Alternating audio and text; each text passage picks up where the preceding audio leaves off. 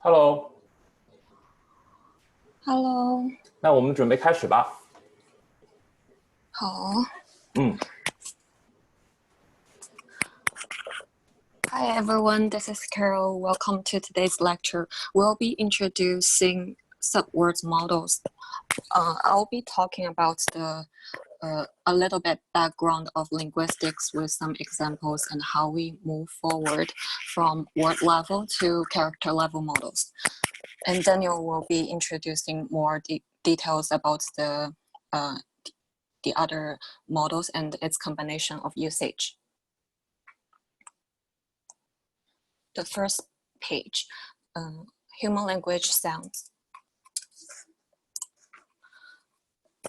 Before I start to talk about today's topic, subword model, I would like to introduce a little bit about human language, or people call it in linguistics.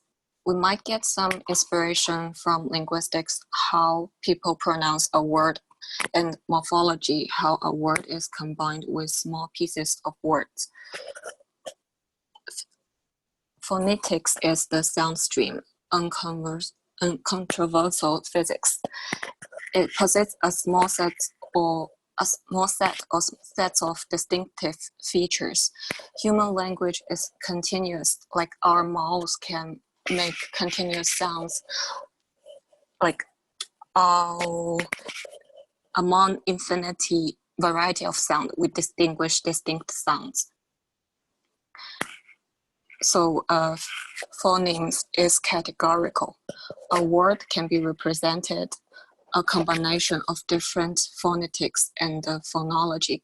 When we pronounce a word, we will pronounce each small parts of the phonetic sign, and that makes it become the pronunciation of the word.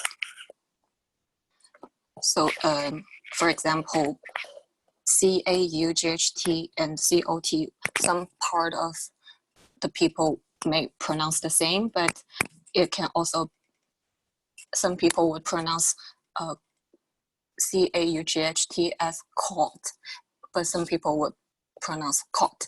So that's something that we rarely realize, and it is quite sensitive to some people. When you have categorical perceptions, it comes from phonology, perhaps universal typology, but language particular realization. We have, like people speak English may have two different spectrums. You thought I said one word, but I actually said a different word, but it's having the similar sound of vowel. The next page, morphology, part of words. Vowels like A, O, R, A, E, R, O, U doesn't have meanings. Like P, B, also something per, it doesn't have meanings. But when it combined with other pieces of words, it could become separate words and will have different meanings. If we try to look at the morphology of the word, we can notice that usually a word is combined with different parts. And it does not necessarily be a word, it can be a prefix, root, or suffix. Traditional languages, some sounds don't have meanings. Next level of morphology combined with the pieces also do not have meanings. For example, if you look at the word unfortunately, it can be break down to unfortunate plus ly. Here we get another word unfortunate and a suffix ly. Then unfortunate can break down to un plus fortune. When un we call it prefix, where un we call it prefix, and fortune we call it a root. From this example, we can remember that most of the words are part of different small pieces. From one word, we can get many different words.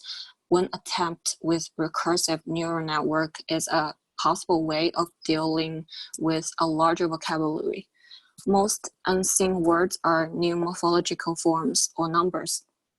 Different characters creates another meaning. Any questions so far? Okay, the next page is an alternative to work with character as n-gram. It is the idea be used in deep learning. If we find some words that have no meaning, I will use the term in the later pages to out of vocabulary. Short term is OOV. That is, the word is not in the vocabulary. During the translation task, we can find more basic components than words to solve the problem. For example, if we suppose we don't know hello with like 5 more O's at the end, and we can use the subparts to train the CNN. I think this part Daniel will be discussing more at the back at later.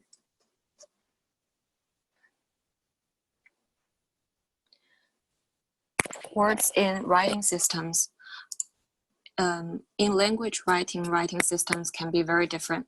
If we look at the example, we see some Chinese characters, French, English, and Greek.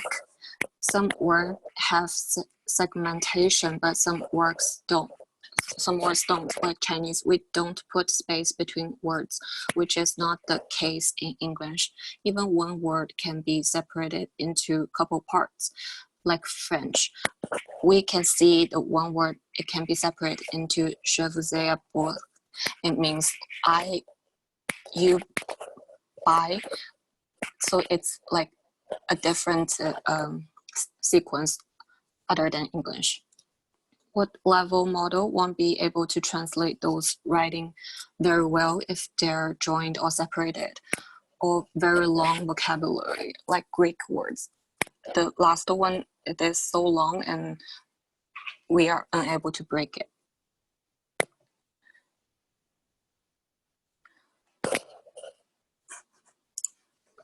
Models below the word level.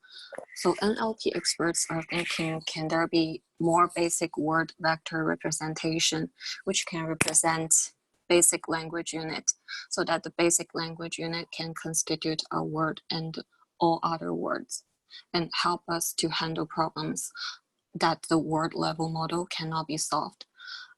Again, we are looking at a Greek word means to the worst formable one. Something like this, it's too long and open vocabulary. If we want to translate some people's names by its pronunciation, Christopher can start with a K instead of CH. Informal spelling, that is normal when we see those posts on Twitter. The same word good can be written with extra 9 O's, but it actually represents the same word as the actual good.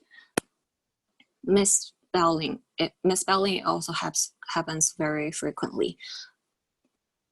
Imago, I'm gonna go, like some of this kind of writing will be able to represent that. And like we will have maybe several words represent the same thing. All clear?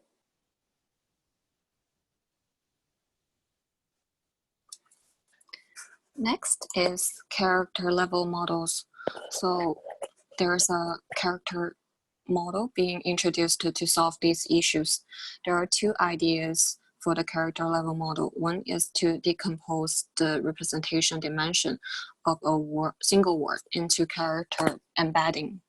Then similar words have similar embeddings so that the OOV out of vocabulary problem can be solved. The other way treats the connected languages as a character string. Here, one on consecutive words, the number of fixed length characters is taken as embedded word. Both methods have archived good results, and we're going to show the examples later.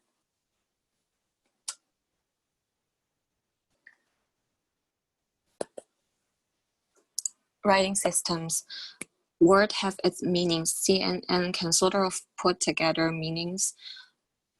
But one more detail for writing system is using character from writing system. Because deep learning do not have a lot of the data.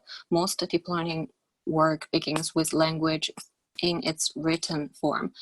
It's easily processed and we're able to find data. But human language writing systems is a different thing.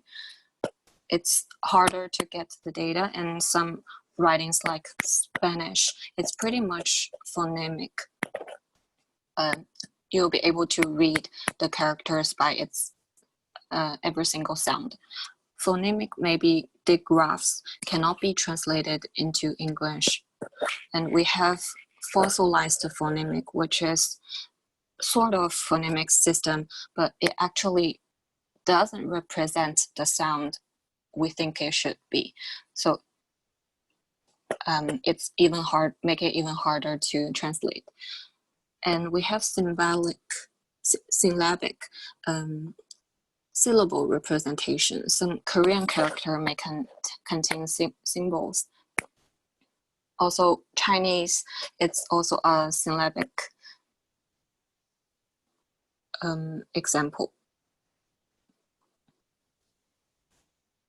Ideographic like Chinese, but the Chinese character is not just the sound. Each character has its own meanings. And when we speak of Japanese, it's like a combination of all above. It contains some Chinese characters, some symbols, and some phonemic digraphs.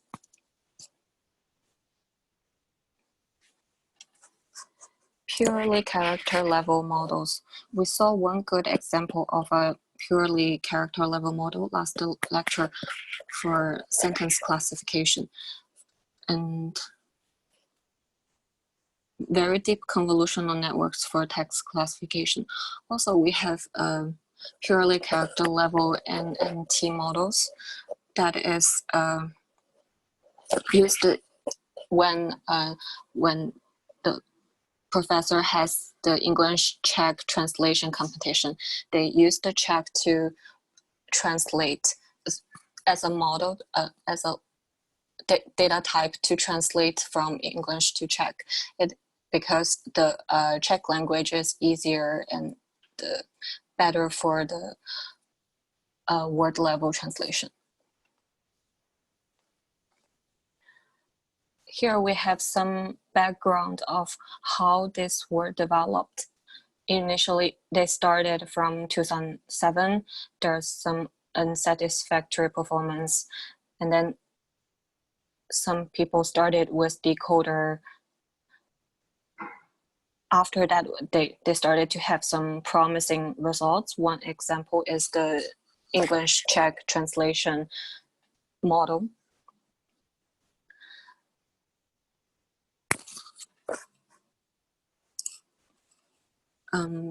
Czech is good because it has a lot morphology. If we compare the baseline pure character level LSTM NNT mode against the word level baseline model, it does work better. As we can see from this example, the character level model has a better score. Translation is more accurate and closer to human translation, but the limitation of character level is the training time. It took 3 weeks to train.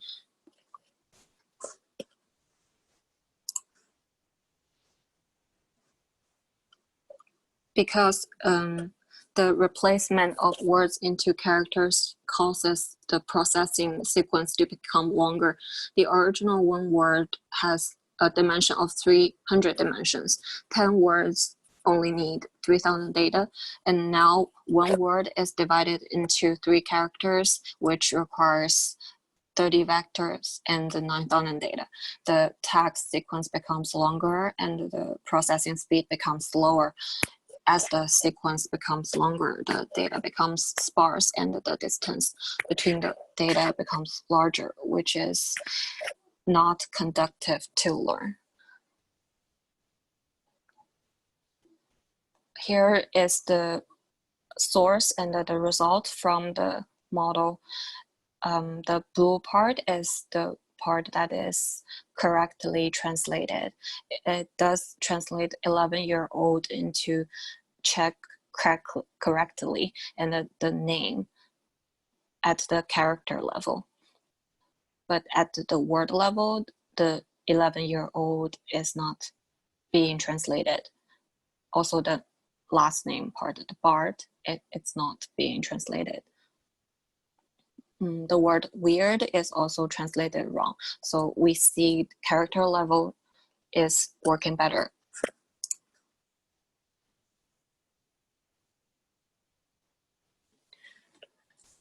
This slide, we will talk about the fully character level neural machine translation. It's done by Jason Lee and Thomas Hoffman.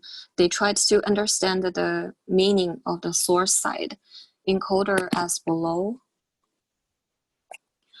started a letter sequence of character embeddings using convolution of 3, 4, and 5 characters to get representations, which is equivalent to 3 grams, 4 grams, and 5 grams. After the max pooling, from the bottom to above layer, it's equivalent to selecting the segment embedding with semantic information.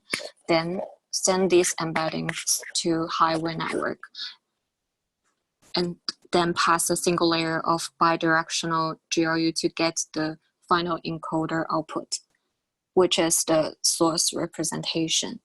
The encoder side is the same, running the character level sequence model. After parsing through the character level GRU to get the final result, we see we have a higher score at the character level, and every character is an input into the neural network.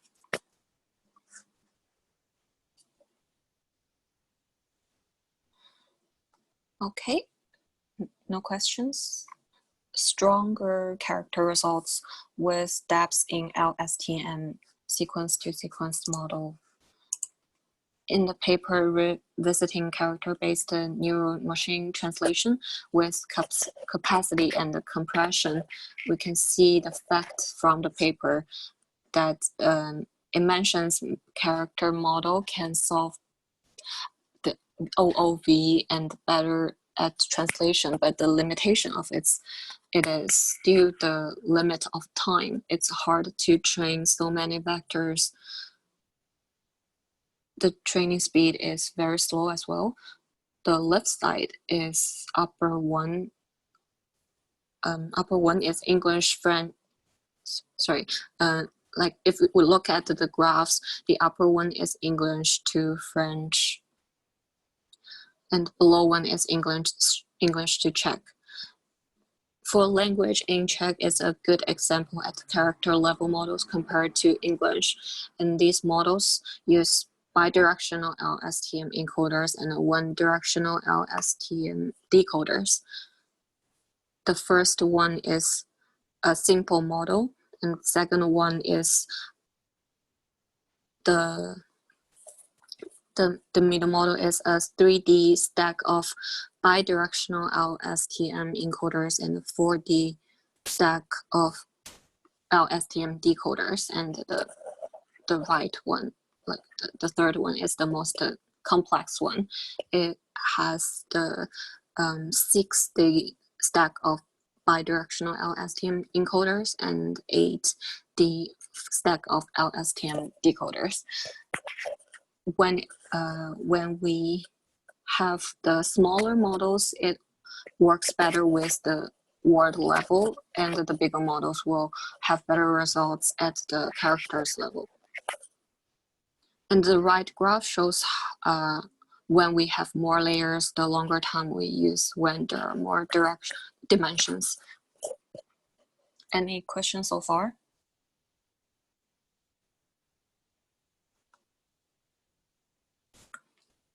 All right. And here, so we know that we have character level models that's working better, but it has its limitations because it's taking so many time to train. The subword model is a model between word model and a character model, and its basic unit is a word slice. There are currently two types of subword models. Word segment types, a word is combined with smaller pieces, and the mixed models, a combination of word level model and character level model. These will be introduced by Daniel. Thank you. All right, thank you, Carol. Any question regarding Carol's lecture?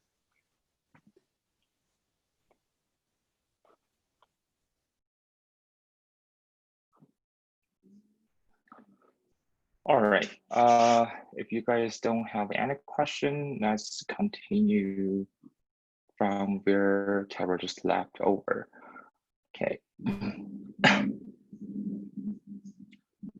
So by continuing the lecture, I just want to spark a little bit discussion before we head over to one of the subword models right here.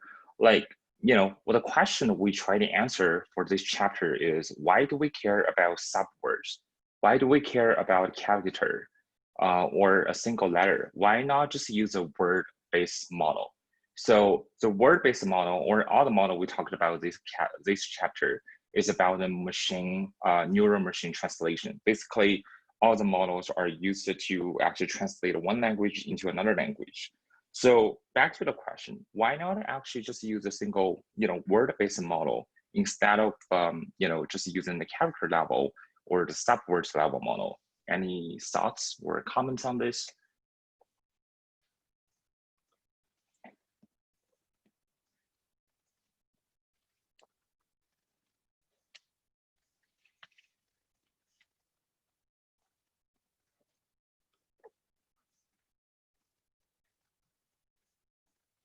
Why not just use a word-based model? Why actually just, why do we actually throw away the word-based model, actually go a little bit more into the character level or the word pieces level? For those not in the vocabulary, then if we are using the character-wise, we can try to learn the different segments of the word and try to learn the meaning of the new words. Exactly, that's one of the most important reasons, because when we do the word-based translation, we have the corpus. So we have to match the corpus in the English. For example, if we try to translate English into Czech, we have to have two types of corpus. One is English corpus, another one is Czech corpus. So we have to have the word-to-word correspondence. If we actually try to translate a word which was in the English corpus, but not in the Greek corpus, then this model cannot actually learn, the pattern. So this is called OOA, which is, what Carol just mentioned, out of vocabulary. So this is one potential problem for the neural machine translation. Any other disadvantages or any other drawbacks with the word-based model?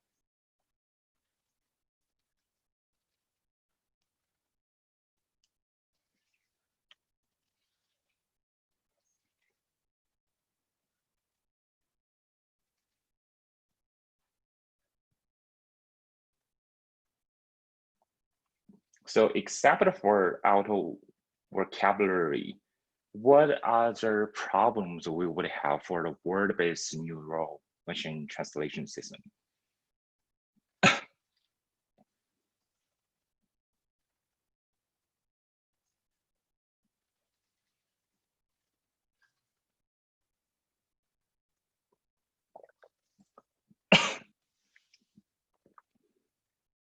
Any thoughts or any ideas on this part?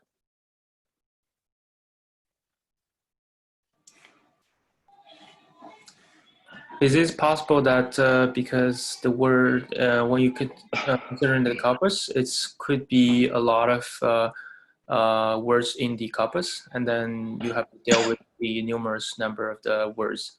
But for the subword, maybe you don't. You only have limited choice of the subwords or character. Okay, so I guess it should be the other way. Actually, the subword models should have infinite number of word pieces compared with the word level model over there.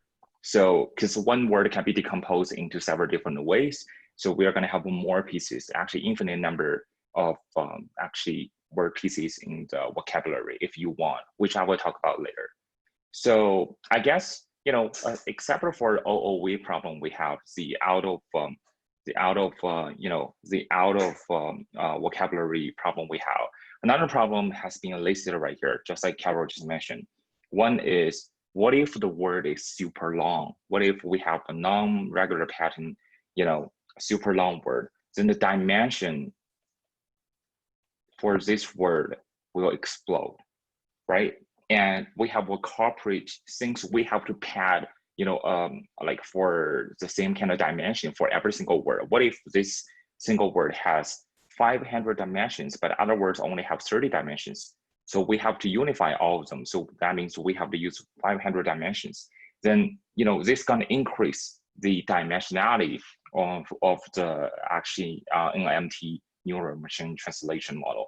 Another kind of question is, if we just use a word-based model, translation could be weird, because sometimes when we do a translation, we just rely on the sound of one letter. Like CH is K, right? A is pronounced as K. So that's why we actually, link those two together. And R pronounced as R, so it's the same for both language right here. So most of the time, a lot of like transliterations or translations are based on the sound, where how the pronunciations instead of just like the word itself.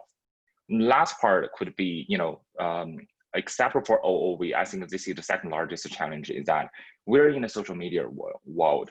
We have so many informal or informal kind of spelling. How do we actually deal with those kind of like words which are not in the vocabulary, which are, out of vocabulary, which are not kind of like, written or spelled in the formal way? So that's a problem with the word level model, which actually kind of motivate us to think about what else can we do? Can we actually go a little bit further than just use a word? What about just use a character or word pieces? So just like Carol mentioned over here, so we have two types of models right here. One type of model is, so generally speaking, if I just draw the graph, so for the we have so for the neural machine translation, we have two types of model. One is word-based model. Excuse me. Another one is non-word-based model.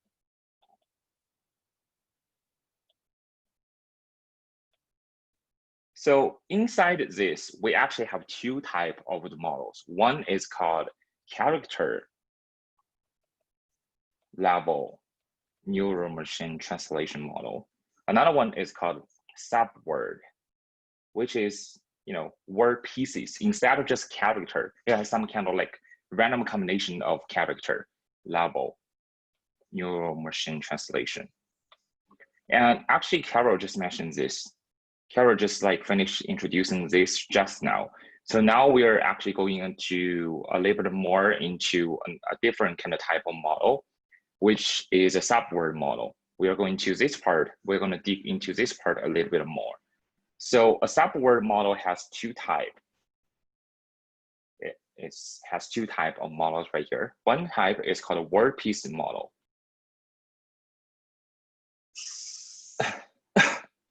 So what is word piece model?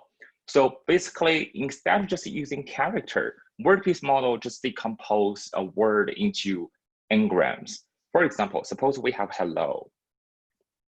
Suppose we have hello. Instead of just like we have H, E, L, L, O. right? We have the character, but we also have HELLLLO, or we can have HELLLLO, or we can have many different kind of combinations right here, right?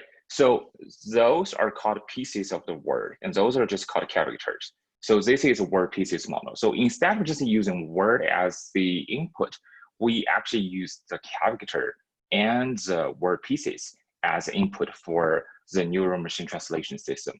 Another type of model is called hybrid architecture, or you can call it a hybrid model, which is a combination of the word level model plus character level model. So we do not only have the word, but we also have the character. Okay, so we have the word and the character. Specifically, when we have some unknown words, we'll just use the character level model to actually generate a word for us, which I will introduce a little bit more later. Okay, so first, let's talk about the word piece model.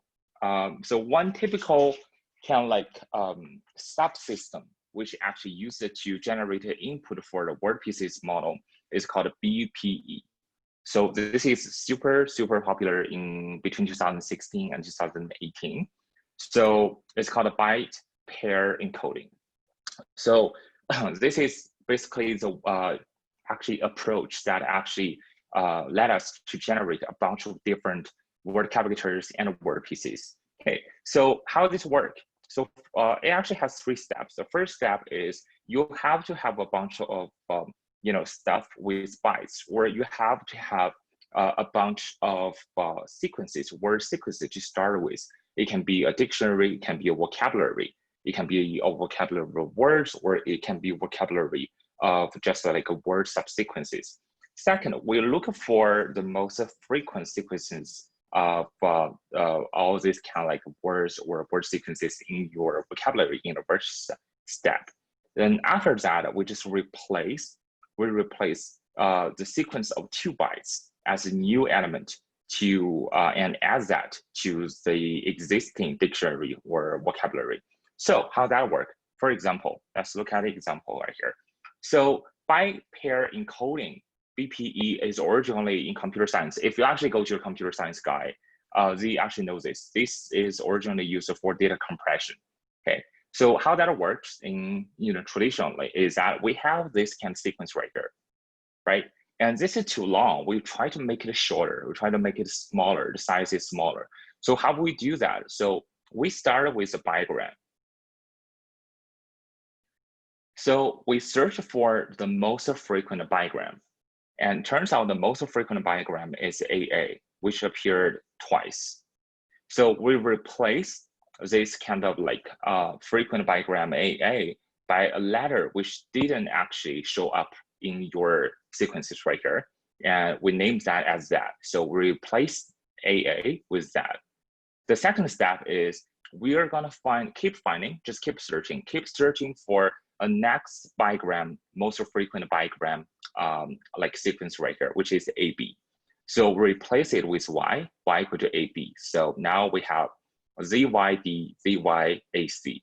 And on top of that, we have another bigram pieces which actually show up twice again. So we use another kind of like character X to represent ZY, and now we have XDXAC. Because that's the end of the story, because we cannot compress it anymore. So this is how byte pair encoding works. So how does that gonna work in natural language processing? So it's a little bit different, but the idea is actually the same. So first we have a dictionary, and this is just existing data set you have. And in the dictionary, we count the appearance of each single word. For example, we have 1, 2, 3, 4 different words right here. And we have the appearance or the frequency of each word. So next, we're going to repeat the step we actually had right here. We start from bigram, because we have all the unigram right here. We have all the unigram right here. We don't need them anymore. So we start from bigram. So we we're actually looking for the most frequent bigram. And turns out it's ES. We show up in the dictionary for 9 times. So we add that into the vocabulary. Next, we have, we finish searching for, searching for the bigram. We can just do the trigram, right? EST, which actually showed up like twice, which actually showed up like 9 times, right? So we add that into the vocabulary as well. And we can go back to the bigram as well. Usually we actually finish up the bigram, then go to the trigram, but the example actually goes to different order. So if you look at this, we have LO, which show up like 7 times. So we can add that into vocabulary as well. So you can keep adding those as you want. You can just keep adding the most frequent like word pieces into the model. So those are actually the word pieces. Oh, sorry, word pieces. And those are just character. Or you can just call them all of them together as the word pieces.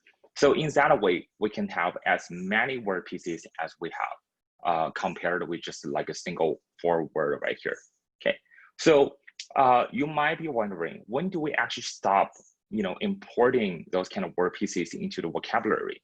So the way to actually, or the rule of thumb to stop like importing that is that you have to think about the target vocabulary size in your mind yourself. Suppose I just want 8,000 vocabulary or 8,000 like word pieces into vocabulary. Then I will just keep importing until I reach that size, and then just stop. Okay, so that's just based on your experience and see how much or how large the vocabulary you want to have. And since we now have all the pieces, bigram, trigram, or even unigram, so we can actually do deterministic longest pieces segment of the words. So what does this mean? So for example, suppose we have LO here. We also have OW here. We have those two. I'm gonna write it right here. Suppose we have LO and OW here. Well, I have 2 like sub pieces or sub kind of word right here. So those 2 words in the future, when we do the machine translation, can be linked together. And if we get rid of one of the O, we can actually find the pattern of the specific word. So those 2 together is called the longest piece segment of the words, depending on which word you're talking about. So basically, it's the longest sub pieces you can think about to construct a word. Okay, it can be 1 or it can be 2. Okay, so that's how we actually infer what kind of word we try to translate to. Okay, so the next part. So after we have all these kind of like word pieces, and we have the longest like pieces segment, which can actually learn and determine the words. Then we can just put all the word pieces into a machine translation system. It can be convolutional neural network, it can be LSTM, but most of the time it should be LSTM because it should be a language model. And then on the output side, we just concatenate all the word pieces together into another language as the translated language over there. Okay, so BPE actually was in the top place in 2016. A lot of actually machine translation system actually use it, and it was still widely used in 2018. Until 2019, it's still kind of popular, but it's not that popular compared with previous years because there's a lot of variety into what type of models or what type of model to actually encode or to generate the input until 2019 here. Okay, so there are other types of submodels you can use to generate the input, which are invented by Google. So Google actually has 2 versions of the neural machine translation system. One is called a word piece model. This one's quite similar to BPE, so I will actually not go that deep into this model. Let's talk about sentence piece model. So this is totally different from BPE. So remember previously we talked about language model, which actually use the previous word to actually predict the next word, right? So now the sentence model basically just count instead of just count the frequency of the character or the n-grams, this model try to maximize the language model likelihood by a greedy approximation to choose the pieces. Basically, I put all the characters into a language model. I try to predict what's the next character gonna be. These can n-grams that maximize or actually fit into the language model should reduce the perplexity maximally. And those will be added into the vocabulary. So this one, BPE, is usually we just call that a count-based. And this one's more like a probability-based. Okay, so our two different perspectives. There are two different perspectives right here. Okay, so this sentence-based model are actually heavily used in BERT, which we're going to talk about later, bidirectional encoder representation from transformers. So this is really popular these years, and sentence-based model actually are one of the key parts or the fundamentals to learn the BERT model right here. But we are not actually going to go through this in details because we're going to learn that later. So just keep in mind that in the BERT model, we are actually going to use the sentence model to actually learn the input. Okay. So that's the BERT model. That's a BPE model. Another kind of like type of the model, another kind which belong to the same category, but a little bit different from those previous models are the character level models, which is also use BPE as the input right here. Okay, so for example, this paper, the learning character level representation for part of the speech tagging in 2014. So basically, this model use all the characters and all the word pieces or the BPE result as the input right here, and we put that through a convolutional neural network and for the fixed window, and then we just do the not only max Boolean but also filter so that to actually tag a speech. So part of speech tagging. So basically, I have a part of the speech which can be a sentence, but I'm going to decompose the sentence into all the characters, into all the word pieces. Then I throw that into a convolutional neural network and try to actually classify this kind of like part of the speech and see what kind of topic it's mainly about. So for example, if we just throw out a politic or policy into this convolutional neural network, it's going to be POLICY and POLLI. So there's those different combinations over there. And based on the combination of every single word, and this kind of model try to figure out what kind of topics is actually this kind of speech is focusing on. Another kind of like application of the BPE is the finding functional informed compositional character model for open vocabulary word representation in 2015. This model, instead of just using convolutional neural network, it actually used a bunch of LSTM encoder and decoder. Okay, but the goal for the model is also for the part of speech tagging. So basically, again, unfortunately, it's decomposing into character. So using character as the input for the bidirectional LSTM word representation, then after we actually encode this kind of like word at character level, we put that into an LSTM model and try to see a recurring language model and try to see what's the next word it can predict, so that we map a predicted word into the part of speech tags and see which kind of tag it's going to belong to. Okay. Another type of model or another kind of like application of the BPE is super complicated. It was in 2015. It's called character-aware neural language models. So basically, this one is a language model that actually try to predict the next word using the existing word that we have. So it has a stack of bunch of different neural networks. So it started with character embedding, and on top of that, a convolutional neural network is used, and another on top of that, a highway network, which we talked about previously. Basically, this uses ResNet to avoid the vanishing gradient problem. In the last lecture, we actually mentioned a little bit. And on top of that, LSTM is actually used for the prediction. So I'm gonna actually put a little bit like you know, kind of focus on the first several steps. So first step is actually we try to decompose a word into character, into A, B, S, U, R, D, I, T, Y, right? Those kind of different characters right here. And we use each kind of like, we use the, you know, same kind of dimensionality to represent, or some kind of word embeddings, or embeddings with same kind of dimension represent every single letters right here. And next step is we try to use a filter to generate n-grams. So n-grams could be A, B, or for example, if it's 2 gram, it could be A, B, B, S, S, U, right? So on and so forth. If it's trigram, it can be, you know, A, B, S, so on and so forth. So I think the model actually used like 3 different like grams right here.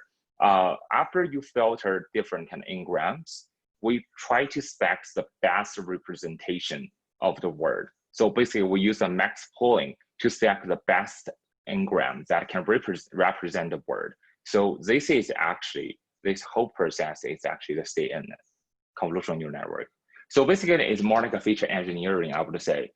You generate a bunch of n-grams, you select the best n-grams to fit into the LSTM and the hybrid network to predict the next word. Okay. So that's that part. Okay, so we talked about the first type of model, which is just like we talked about previous, the BPE model, which belongs to, let's go back a little bit, which belong to the word pieces model. Next, let's talk about a second type of model, which is called a hybrid model, hybrid architecture. So like I mentioned previously, this model is actually a combination of the words and characters. So we will have some kind of like, you know, facility where we can construct a representation by doing things at a character or lower level. So how that works, so just show you a graph. For example, suppose we have a sentence and we try to actually predict, do a language model, try to predict the next word. So suppose the sentence is, it's kind of right here, a cute cat, then space, then this word is unknown. I don't know what that word is, chat. Suppose this is the sentence we have for sequence we have. So traditionally, we're gonna fit this into LSTM, just like this one, 4-layer LSTM right here, right? We're gonna fit that into the LTM and try to predict every single word based on the previous word, right? But the thing is, you know, sometimes we have some kind of words are really frequently like represented in the corpus. For example, A and cat. For example, suppose we have this kind of corpus, and A and cat are over there, are very frequent. They show up like 10, 100 times. But cute doesn't show up in the corpus at all. So how do we actually solve this kind of problem? So Chris Manning, which is a lecturer of this course, think about a way to reconstruct this kind of word using character level, you know, LSTM.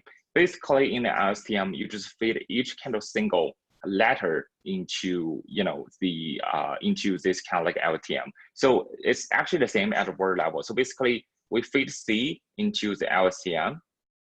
It's gonna predict U for next word, and we feed U into the LSTM again.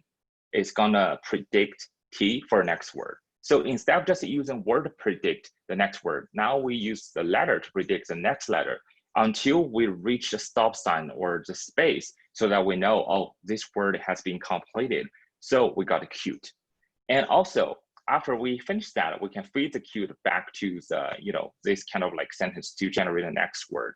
Also, another kind of example here shown in the graph is that suppose we have the unknown word. How do we generate the unknown word? Again, we can actually use, you know, we can just use the word in the corpus to generate that. For example, again, suppose we started from a space, it can actually predict the next word. It's going to be G, and it predict the next word. It can be O, the next word L, next word I, right? So this is how we actually combine the word level with the character level. So if you have a word, we're going to use a word. But if you don't have the word for language model, let's just start from the character and try to predict the next word over there. Okay, so this is a hybrid like model, which has been proven to work successfully over there. Okay, so next part is embeddings. So basically, we try to revisit embeddings and think about a problem like, what can we do to improve the word embedding that we had previously? So previously, when we talk about word embeddings, we just think about the word embeddings, which is totally or purely word-based. But now, since we have the character level models or neural machine translation models, we kind of like try to think whether we can reconstruct a word embedding using character instead of just using word. So actually, there's a lot of work has been done in this kind of field. For example, 2016, Cao and Ri has published a paper which is called Joint Model for Word Embedding and Word Morphology. And another kind of like type of research is enriching word vectors with subword information by Bonjowski, Grieve, Julian, and Mokolov in 2016. So both models actually follow the same kind of like logic. Basically, instead of just using word instead of just constructing word embedding, what if we just use a character to reconstruct a word embedding? So basically, for example, suppose we have this kind of like spiritful, this kind of word right there. So previously, we just put a single word into, for example, word-to-vec model to represent it, to try to calculate, the distance between the standard word and the context word. But now, let's fit each single character into the model, so that in the graph, suppose it could be three or four different dimensions. Suppose it's 3 dimensions. Each single word is gonna be labeled as one point, right? A single character over there, and I is gonna be here, right? So that the close or these letters or characters, they're kind of close to each other, now can be combined together to generate the new words. So for example, SPI, right? Or SPIT, right? Or SP, or those kind of different kind of words right here. So character level word-to-vec actually give us a new kind of possibility to generate a flexible form of word representations instead of just a fixed kind of like word over there. Okay, so those are just like character levels embeddings. So let's talk about the fast text, which is this kind of paper specifically, and try to think about how that works in terms of embedding. So basically, we're gonna represent a word as a character engrams. So for example, suppose we have the word where, we're gonna decompose into a word where first, but we also gonna decompose that into, for example, 3 trigram. Like a trigram could be space WH, WHE, HER, ERE, RE space. Okay, so those are just like the new input we're gonna use to construct a word-to-vec model instead of just using the word where. Okay, so next we're gonna actually calculate a score just like we had before. Remember like a word-to-vec model has this kind of score. We use it for EXP score, 1 minus EXP score. Remember that kind of softmax function we had previously for a similarity score calculation between 2 word vectors. So now we have the center word, we have the context word. So instead of just using the word where as a center word, we're going to use every single pieces here as a center word and multiply that with the context word and try to generate the cosine similarity between every single pieces of the word with other pieces, so that in the space it's going to be like this. So WH or HER is going to be here, and ERE is going to be here, RE is going to be here, and some context word could be go, could be here, right? Museum, MUS could be here, right? So in this way, we can actually think about the more detailed information about a word and reconstruct the word embeddings just based on the character instead of just using the word. Okay, and this has been proved, work successfully, especially they actually use this kind of model to construct a word vec like word representation library, and it's super good for rare words. Because if you just put the word we had regularly into the model, it will just memorize a word. It won't generate a new word.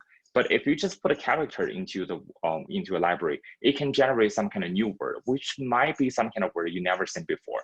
So this type of model is super good for rare words, training, or some kind of like uncommonly used word training. And yeah, that's basically this is called fast text embedding. That's how fast text embedding works. Okay, that's everything about today's lecture. Any questions so far?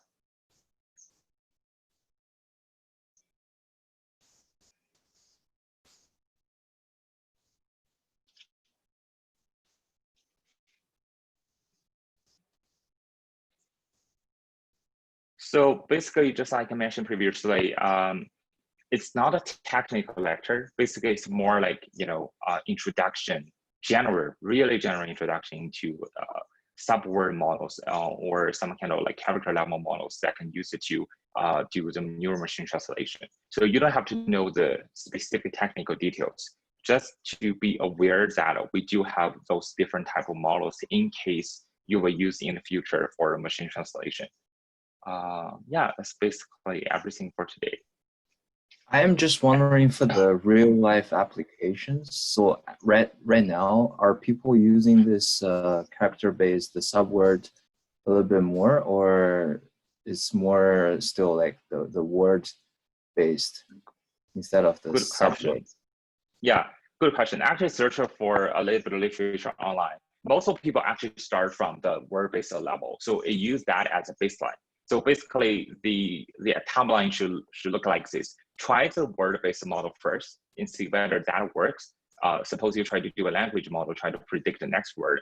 Then try to use the word first. See whether you can actually predict it, or you can actually generate like a sequence which is translated into another language.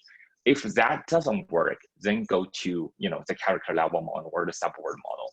So basically, that's what has been suggested by the TA and also Chris Vining, which is the lecturer or the professor of this lecture. Yes, that's a really good question. Thanks, Daniel.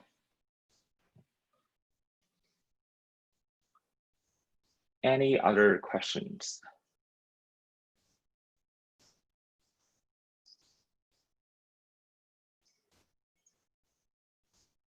Just a quick question. Are we gonna Sure. cover BERT? I think we are going to cover BERT. I think in our course online, we do have this lecture later. Mm-hmm. Let me double check. Just give me one sec. I think we don't have BERT in the 2019 lecture, but in 2020, it was included into this course. Let me double check. Okay, course outline.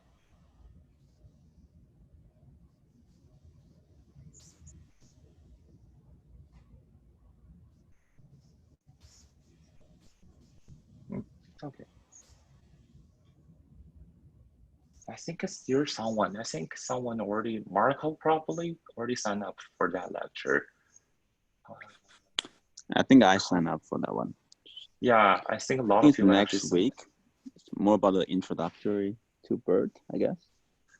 And double check BERT.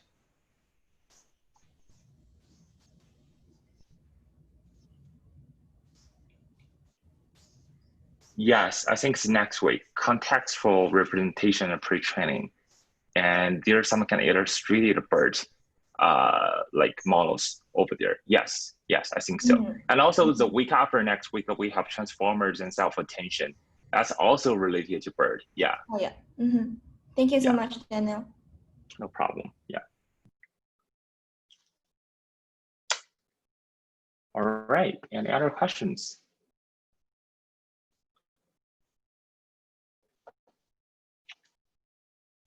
if you don't have any questions, let's call it a day. And thank you guys for listening, for tuning in the lecture, and talk to you guys next week. And also huge thank you to Carol for the lecture today. Thank you. Thank you, guys. Thank you. Thank you guys. Bye. Bye-bye. Bye.